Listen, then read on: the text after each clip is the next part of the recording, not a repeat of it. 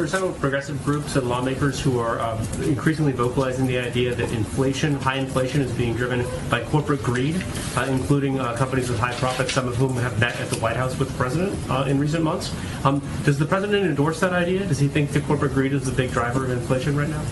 Well, I think that the president thinks the way people across the country, American families, digest inflation is by price increases. And if you look at industry to industry, it's a little different. So, for example, the president, the Secretary of Agriculture have both spoken to what we've seen as the greed of meat conglomerates. That is an area where people go to the grocery store and they're trying to buy a pound of meat, 2 pounds of meat, 10 pounds of meat. The prices are higher. That is, in his view, and the view of our Secretary of Agriculture, because of, you could call it corporate greed, sure. You could call it jacking up prices during a pandemic.